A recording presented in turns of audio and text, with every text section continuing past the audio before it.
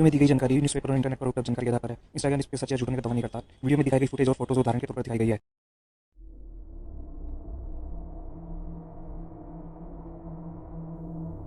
पृथ्वी। जहां तक हमें पता है, इस संपूर्ण ब्रह्मांड में पृथ्वी ही एकमात्र ऐसा ग्रह है जहां पर जीवन मौजूद है। लेकिन क्या आपने कभी सोचा है कि ऐसा क्यों? पृथ्वी में ऐसा क्या है जो इस ग्रह को इतना खास बनाता है? इन सवालों के जवाब पृथ्वी के अतीत में छिपे हैं, जिन्हें खोजने के लिए हमें समय में पीछे जाना होगा, जब पहले इंसानों ने धरती पर कदम रखा था, जब बड़े बड़े महाद्वीप टकराए, जब पृथ्वी पर डायनासोरों का आतंक था, जब महासागरों में अजीबोगरीब जीव रहते थे, जब पृथ्वी पूरी तरह से बर्फ से ढकी हुई थी और जब ब्रह्मांडीय मिसाइलों के हमले अक्सर हुआ करते थे। हमें तब तक पीछे जाना होगा जब तक कि हम पृथ्वी के जन्म तक ना पहुंच जाएं। तभी हम अपने इस ग्रह की अविश्वसनीय कहानी को ठीक से जान पाएंगे और यह खोज सकेंगे कि हम यहाँ क्यों हैं। और अगर आप भी मेरी तरह उत्सुक हैं ये जानने के लिए कि हम यहाँ क्यों हैं, तो इस वीडियो में मेरे साथ अंत तक बने रहिए। लेकिन वीडियो शुरू करने से पहले अगर अभी तक आपने हमारे इस चैनल इंस्टा ज्ञान को सब्सक्राइब नहीं किया है, तो इसे सब्सक्राइब करके बेल आइकन का बटन दबा दीजिए, ताकि आपको भी नई नई जानकारी सबसे पहले पहुंचती रहे। और अगर ये वीडियो पसंद आए तो इस वीडियो को लाइक और दूसरों के साथ शेयर करना मत भूलना। तो चलिए आइए शुरू करते हैं विस्तार से।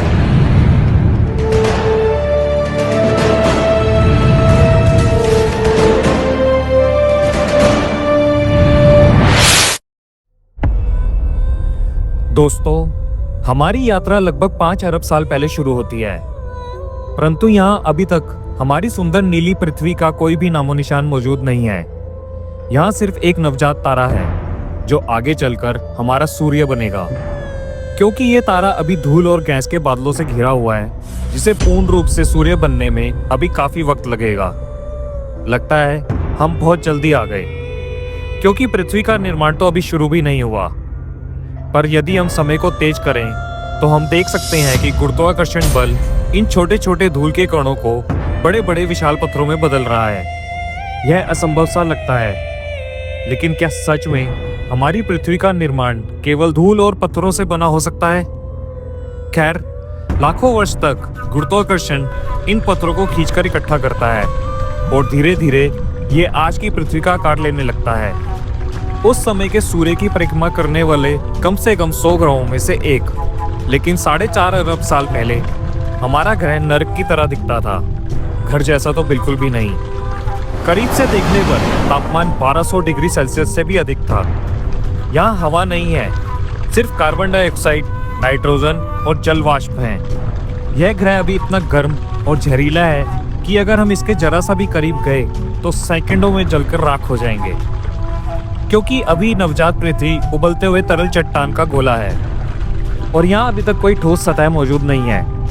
बस चारों ओर अंतहीन गर्म लावा के महासागर दिखाई दे रहे हैं। लेकिन तभी अचानक एक युवा ग्रह थिया हमारी पृथ्वी की दिशा में सीधा बढ़ता दिखाई देता है। यह मंगल ग्रह के आकार का है और लगभग 15 किलोमीटर प्रति सेकंड की गति से आ रहा है, एक गोली की तुलना में 20 गुना तेज। थिया पृथ्वी के गुरुत्वाकर्षण बल के कारण पृथ्वी की ओर खींचा चला आता है और पृथ्वी की सतह से एक जोरदार झटके से टकराता है। टकराव का झटका पूरे ग्रह में फैल जाता है। ऐसा लगता है जैसे दोनों युवा ग्रह तरल में बदल गए हों। इस टकराव के कारण खरबों टन मलबा अंतरिक्ष में बिखर जाता है। लेकिन हजारों वर्ष के भीतर गुरुत्वाकर्षण इस बिखरे हुए मलबे को एकत्रित करके गर्म लाल धूल के छल्लों में बदल देता है, जो लगातार पृथ्वी की परिक्रमा करते रहते हैं। और अब इन छल्लों से एक गोला बनता है जो लगभग 3000 किलोमीटर चौड़ा है। हम अपने चंद्रमा के जन्म को देख रहे हैं, जिसे हम आज पहचानते हैं सिर्फ 22,000 किलोमीटर दूर, जबकि आज यह लगभग 4 लाख किलोमीटर दूर है। इसके साथ ही हम एक ठंडी होती पृथ्वी का उदय भी देख सकते हैं, जिस पर सूर्य सिर्फ 3 घंटे बाद ही अस्त हो जाता है। टकराव पृथ्वी को इतनी तेजी से घुमा देता है कि पूरा दिन केवल 6 घंटे में ही खत्म हो जाता है। दिन जल्दी बीत रहे हैं और पृथ्वी धीरे धीरे बदल रही है। हमारे ग्रह की रचना को समझने के लिए हमें लाखों वर्ष तक आगे बढ़ना होगा। तकरीबन 4 अरब साल पहले हम एक नए हमले के बीच हैं, उल्का पिंडों की वर्षा। ये सौर मंडल के निर्माण से बचा हुआ मलबा है। देखो, इन उल्का पिंडों के अंदर अजीब से दिखने वाले क्रिस्टल हैं। ये नमक के कणों जैसे दिखाई देते हैं, वही नमक जो आज हम अपने खाने में डालते हैं। और इनके अंदर सूक्ष्म जल की बूंदें भी हैं। ऐसा लगता है कि ये घातक उल्का पिंड पृथ्वी के लिए जीवन के सबसे महत्वपूर्ण घटक यानी पानी और नमक को लाने का काम कर रहे हैं। हर उल्का पिंड में पानी की मात्रा बहुत कम है, लेकिन जब ये लाखों वर्ष तक पृथ्वी पर गिरते हैं तो पृथ्वी पर पानी के विशाल समुद्र बन जाते हैं, जो पृथ्वी को तेजी से ठंडा करते हैं और छोटे छोटे द्वीपों का निर्माण करते हैं। अब लावा पृथ्वी की सतह को तोड़कर महासागरों में प्रवाहित होने लगता है, जो ठंडा होकर ज्वालामुखी द्वीप बनाते हैं। यह प्रक्रिया भविष्य में विशाल महाद्वीपों को बनाने की नींव रखेगी। अब नवजात पृथ्वी पर जल और भूमि दोनों है। यह धीरे धीरे उस ग्रह की तरह दिखने लगती है जिसे आज हम अपना घर कहते हैं, लेकिन इसका वायुमंडल अभी भी जहरीला है और तापमान बहुत अधिक। अभी यहाँ जीवन असंभव लगता है, लेकिन एक बार फिर यहाँ उल्का पिंडों की बौछार होती है, जिसके साथ पृथ्वी पर कुछ और भी आता है, जीवन के रासायनिक तत्व। जैसे ही ये उल्का पिंड महासागरों में घुलते हैं, वे कार्बन और अमीनो एसिड छोड़ते हैं, जो जीवन के निर्माण के महत्वपूर्ण खंड हैं। गहरे समुद्र में जहाँ सूर्य की रोशनी नहीं पहुँचती, वहाँ पृथ्वी की दरारों के माध्यम से समुद्री जल नीचे जाता है, जहाँ ये खनिजों और गैसों को इकट्ठा करते हुए गर्म होता है और फिर वापस समुद्र में उगल दिया जाता है, जिससे विशाल जल स्रोतों का निर्माण होता है। यह वह जगह हो सकती है जहाँ पहली बार जीवन की उत्पत्ति हुई हो। अब महासागरों में छोटे छोटे एक कोशिकीय जीव तैर रहे हैं। ये पृथ्वी पर जीवन के सबसे प्रारंभिक रूप हैं। यह हमारे ग्रह पर जीवन की रचना के एक निर्णायक क्षण है। माइक्रोस्कोपिक जीवन की यात्रा शुरू हो चुकी है, लेकिन फिर लाखों वर्ष तक कुछ नहीं बदलता। कोई प्रगति नहीं, कोई विकास नहीं। पृथ्वी पर केवल एक कोशिकीय बैक्टीरिया ही जीवित हैं। अब हमें और अधिक जटिल जीवन खोजने के लिए समय को और आगे बढ़ाना होगा। अब हम 3.5 अरब साल पहले एक उथले महासागर में पहुंचते हैं। ये अजीब संरचनाएं चट्टानों या पौधों जैसी दिखती हैं, जैसे कि समुद्र की सतह से उग रही हों, लेकिन वास्तव में ये जीवित बैक्टीरियाओं की विशाल कॉलोनियां हैं, जिन्हें स्ट्रोमेटोलाइटस कहा जाता है।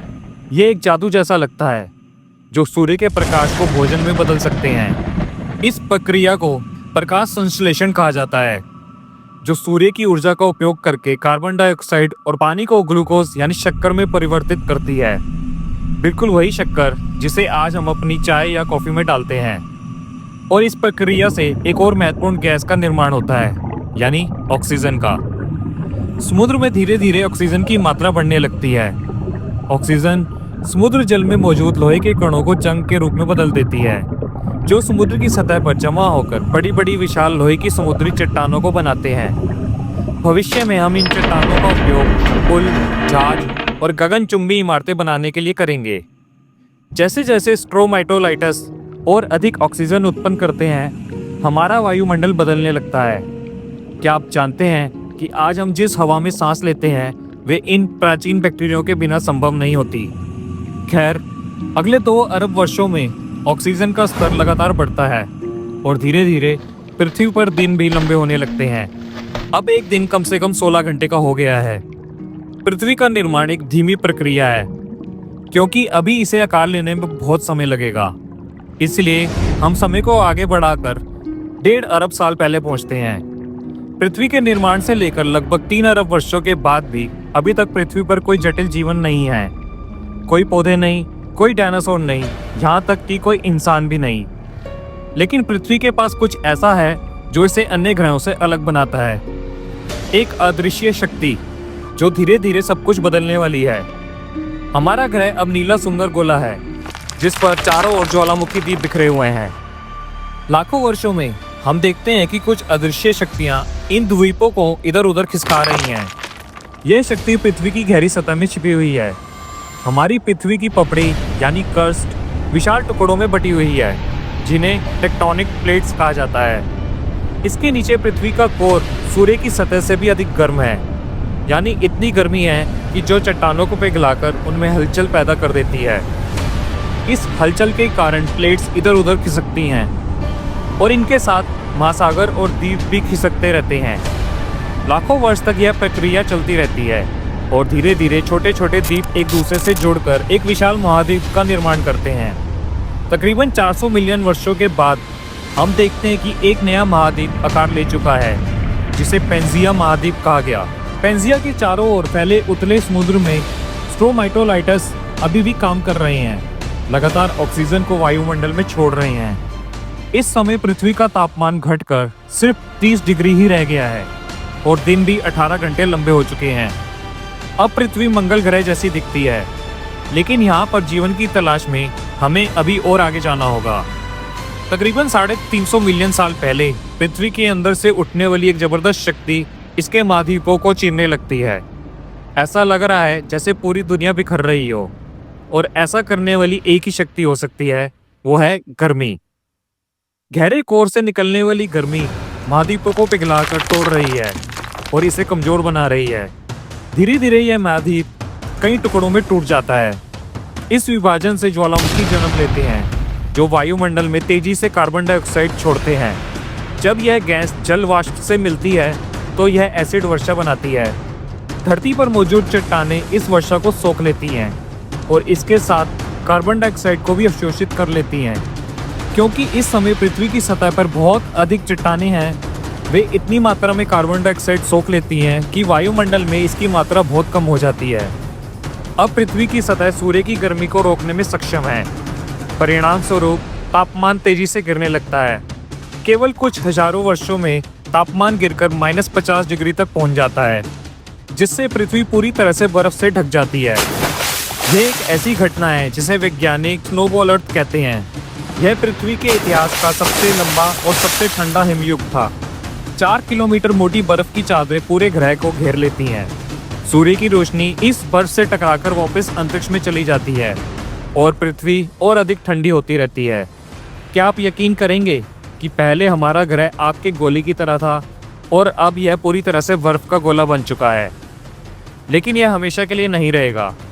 कुछ ऐसा जरूर होगा जो इस हिमयुग को तोड़ेगा, और जब ऐसा होगा तो हमें नहीं पता कि पृथ्वी पर जीवन जीवित रहेगा या नहीं।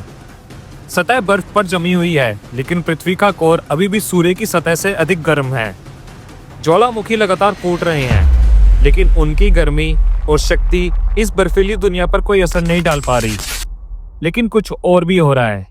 ये ज्वालामुखी कार्बन डाइऑक्साइड छोड़ रहे हैं। पहले पृथ्वी की चट्टानें इस गैस को अवशोषित कर लेती थी, लेकिन अब पूरी पृथ्वी बर्फ से ढकी हुई है, इसलिए कार्बन डाइऑक्साइड वायुमंडल में जमा होती रहती है। धीरे धीरे ये गैस एक कंबल की तरह काम करने लगती है। सूर्य की गर्मी को पृथ्वी पर रोककर तापमान को बढ़ाने लगती है। 15 मिलियन वर्षों के बाद बर्फ पिघलने लगती है।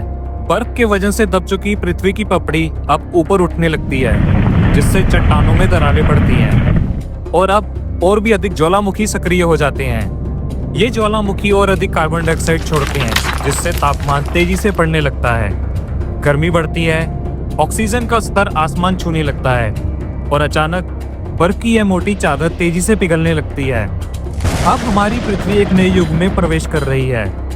यह धीरे धीरे एक गर्म जीवंत ग्रह में बदलने वाली है। अब 300 मिलियन साल पहले का समय है। वायुमंडल गर्म हो चुका है और दिन लगभग 22 घंटे के हो गए हैं। पृथ्वी अब एक नया रूप ले चुकी है, लेकिन एक बड़ा सवाल अभी भी बाकी है कि क्या यहाँ कोई जीवित बचा है। अगर कुछ बचा भी है तो हमें इसे वहीं खोजना होगा जहाँ हमने इसे आखिरी बार देखा था, यानी समुद्र के अंदर। अब हम 250 मिलियन साल के पहले महासागर में हैं और यहाँ हमें एक चौंकाने वाला दृश्य दिखाई देता है। यहाँ जीवन अभी भी बचा हुआ है, लेकिन यह पहले जैसा नहीं रहा। अब यहाँ केवल बैक्टीरिया ही नहीं है, यहाँ समुद्री पहाड़ों के साथ साथ कुछ और भी है। एक छोटा सा प्राणी, एक अजीब सा दिखने वाला जीव जो वाइवाक्सिया कहलाता है।